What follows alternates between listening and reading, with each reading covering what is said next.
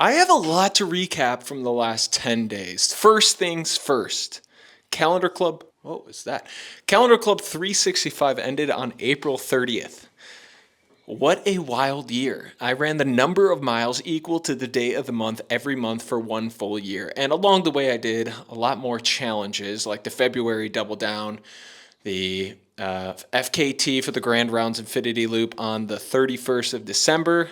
So I did a 62.5 mile run and 160-mile run at the end of July. A lot to dive into, but I think I did a great job throughout the year of kind of going through each month. So I just want to give you the brief highlights. There's two highlights that I want to talk about. One is 6,400 miles. That's the amount of miles that I ended up with in the month or the year from May 1st, 2023 to April 30th, 2024. And I'm pulling up the math here. 6,400 miles divided by 26.2. That's 244 marathons. So my Calendar Club challenge, 6,400 miles, was equivalent to 244 full-length marathons. That's pretty nuts. The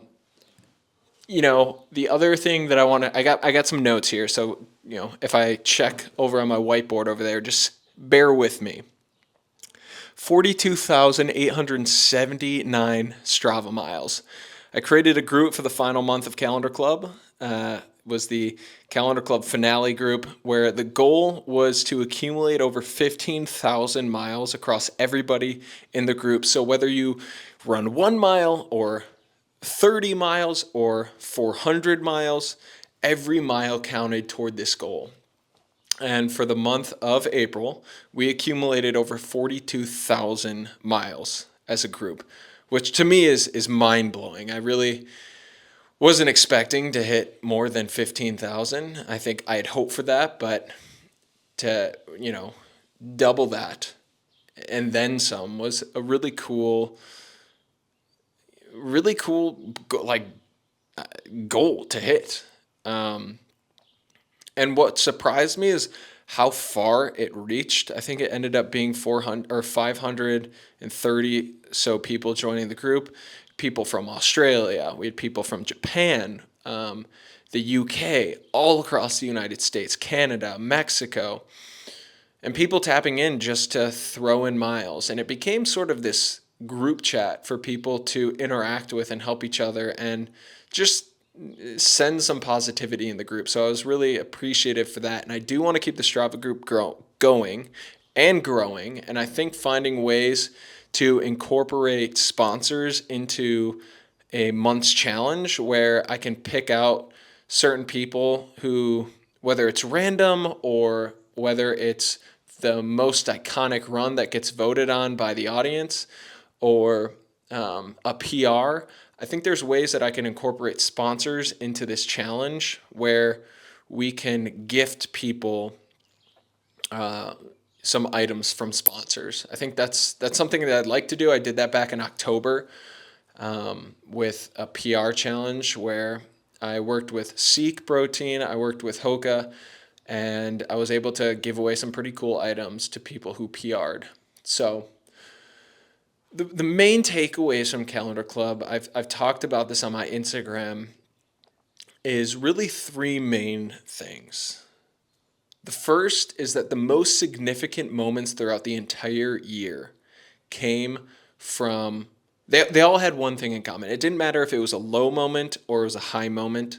They all had one thing in common, and that thing is that there were people attached to those moments. There was someone else in that moment with me that either made that moment of hell bearable enough for me to work through and get to the other side of, or like on the last day, there were people with me every single mile, and that just made that moment so much more special.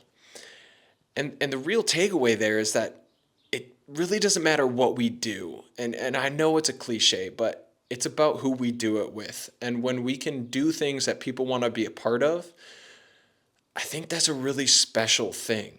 And that engagement and the fact that people wanted to engage with and be a part of something that I was doing made me feel confident about the direction that I'm going. And I appreciate everybody who showed up on that last day, and everybody who showed up at any point throughout this challenge.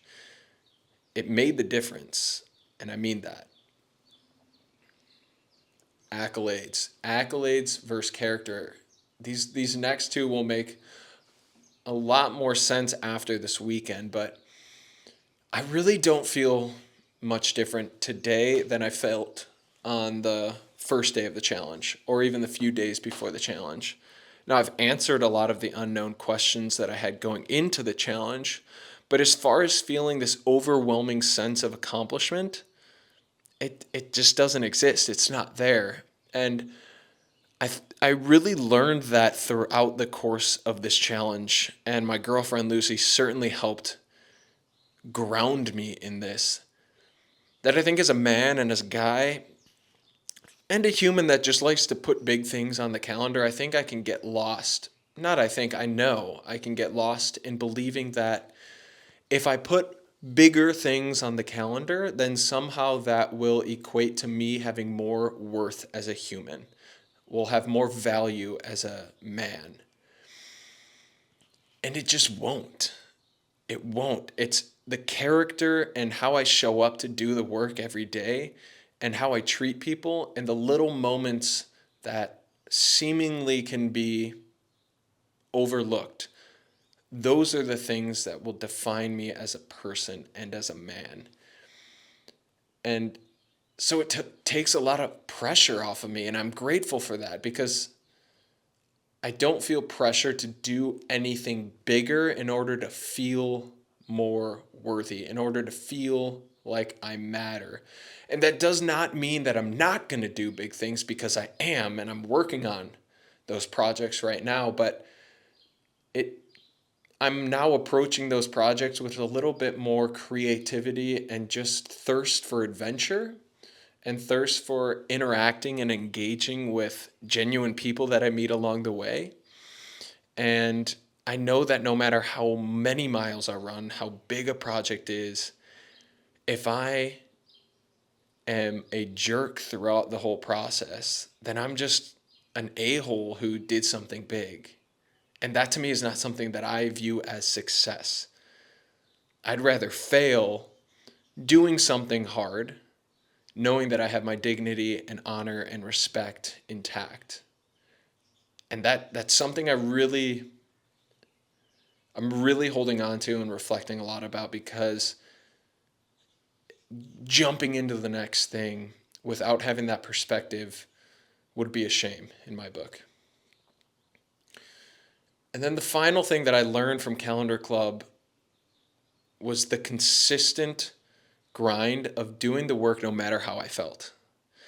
There were so many days, I want to say 85% of the days, I did not feel like running. It felt like an obligation. But I ended up doing it anyway because I set a goal. I set this challenge for myself and I made a commitment to do it. And so I was going to see it through no matter what, no matter how I felt, no matter what the situation was for that day, no matter if I had to fly home to Chicago or I had to, spend time at a wedding and a bachelor party and holidays and baptisms.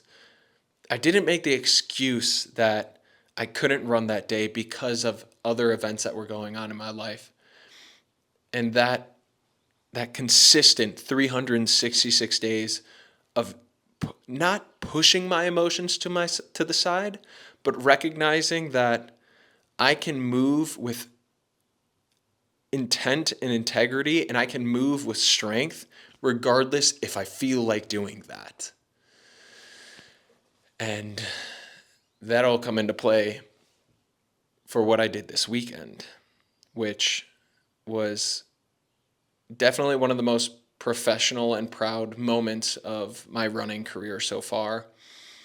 I competed in the Ultra Limitless race. It's a last person standing event in Wausau, Wisconsin, where the objective is to run 4.176 miles every hour on the hour until there's one person left. There were 75 runners that started the race, and it dwindles down until there's one person left. So everyone started at 9 a.m. on Friday, and you had 1 hour to complete that loop and be ready to go for the 10 o'clock loop. The only ways that you can get out really are if you don't make the time or you raise your hand, ring the bell, and quit. I've done this race 3 times now. The first time being in 2021, the second time being in 2022, and the third time being this year in 2024. The first 2 years, I completed 21 loops, which was 22 hours, and I came in 5th place. I rung the bell, I quit, I gave up. Mentally could not do it. The second year, I ran 20 loops, and I came in 5th place yet again for similar reasons. I mentally couldn't get over the hump. And what I learned in those experiences that now looking back on, I have more perspective on with this 2024 race, is that I compared how I was able to move forward based on how I thought other runners looked. So if I felt like shit and I looked at other runners and they looked strong, well, I thought to myself, I can't beat them. They look unbeatable, so I might as well just give up now. And that weak mindset of focusing on other people and focusing on the competition instead of really looking at how I was doing and how I could take that next best step forward was crippling to me. And so this year, 2024, my focus was far different. My focus was just don't quit. And every loop, I just made sure I hit that time and time again, leaving myself 5 to 6 minutes to eat, to rest, to take a 5-minute nap if I needed, to refuel, to change socks, to change clothes. And I did that time and time and time, loop after loop after loop, for 34 hours, giving me the victory with 141.4 miles. I did it. I won. I was the last person standing after 34 hours and 74 runners dropping out. And it was hard. It was extremely hard. But that focus, that internal focus of, if I just focus on not quitting and I don't worry about the competition,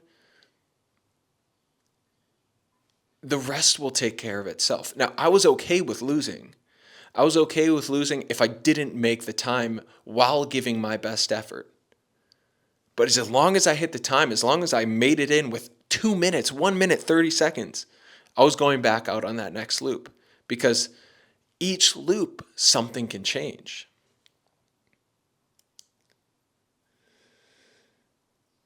Yeah, and the other thing I focused heavily on, I didn't use music, I didn't use my phone at all the entire day. What I focused on was presence. I knew that going into the competition, I was thinking and talking to people a lot about it. I was talking about this moment that was upcoming.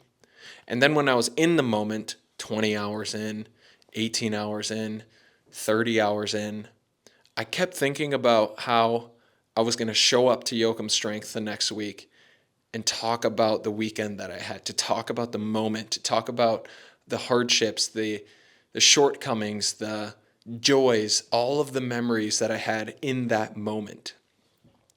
And I had to draw myself back in to think, if I'm going to be talking about this moment right here in 2 days' time, then I need to return mentally back to this moment and make sure I'm ever so present, that I'm removing all of the future stuff that can happen and just focusing on being present with where my feet are, taking in the environment around me.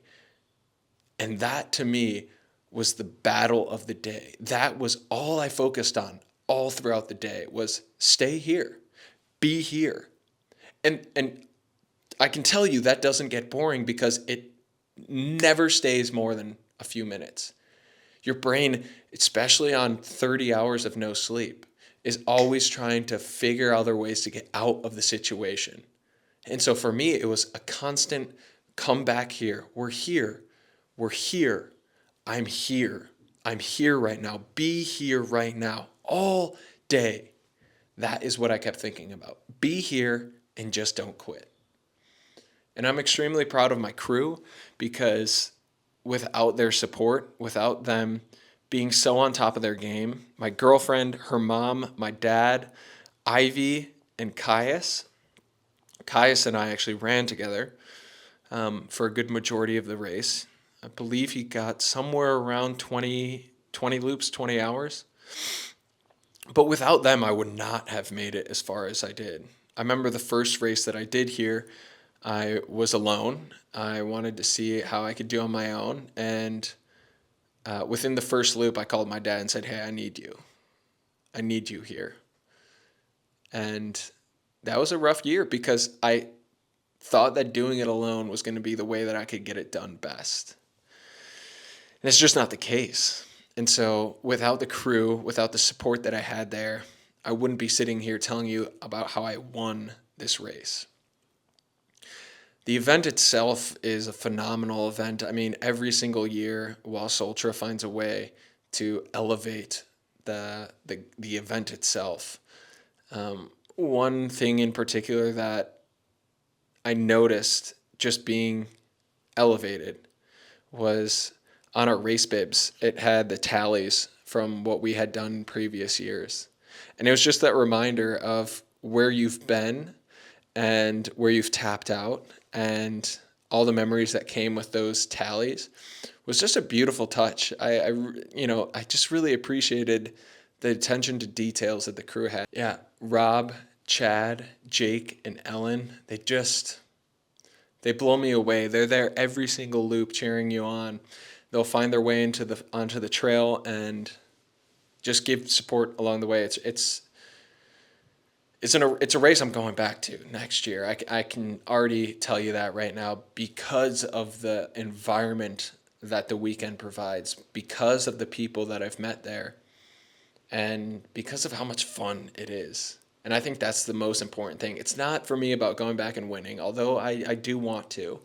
But for me, it's going back and just having an enjoyable experience, doing something incredibly hard and learning a ton of lessons along the way. And because of that experience is so enjoyable, I am going through a little post-race blues because that was such I'll use the word magical. It was a magical weekend. It was a 4-year journey to get here. It was a lot of trial and error. It was a lot of failure. It was a lot of obstacles. And it finally all came together. And that's something I'm proud of myself to be able to see through and take the failure time and time again and show up and just take all of those learnings and apply them. So I had a few Q&As, and then my final thoughts. I did a Q&A on Instagram, and people asked some really good questions. No, I did not listen to music. I did not listen to anything. I talked about that already. How many poops? People wanted to know how many times I pooped. There was a 6-hour stretch where I diarrheaed every single loop for 6 hours straight. Eventually, we figured out to get some medicine where I could get my stomach back and right. The types of food I was eating was egg and spinach burritos. I had, oh God, I gotta go here in a minute. Bean burritos, potato pancakes, actual pancakes. I had spaghetti. I had Nutella banana wrapped in a burrito. I had snacks, M&Ms, Coca-Cola, water, Gatorade, lots of salt. I'm not a gel guy. Didn't do any gels. I just did a lot of real food, mashed potatoes and broccoli. We tried the salmon patty. Didn't really sound appetizing, so we booked it. What else we got? Body's feeling good. Let's see.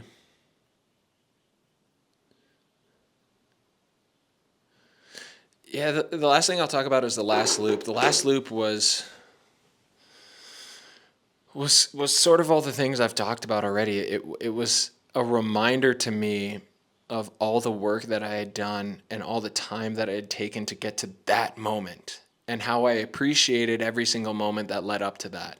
All the failures, all of the little wins that I was able to add on to. But I was in that moment happy I didn't win my first year. I was happy I didn't win my second year because it just wouldn't have been as special.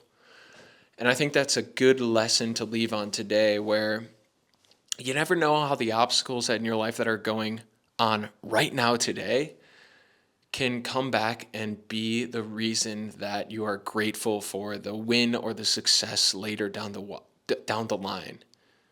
So don't push those to the side. Don't hope that they'll go away. Really confront those things and take a look at how you can just get better from them, how you can learn about them more, how you can dive into why they are holding you back, and take the next best step you can toward moving forward from it. And I think that has helped me tremendously a lot. And I hope it helps you. And I want to talk more about this, but I do have to go. I've got date night podcast tonight. I work for a show, and I'm getting picked up in 5 minutes. So I appreciate you guys and girls, and I'll talk to you later.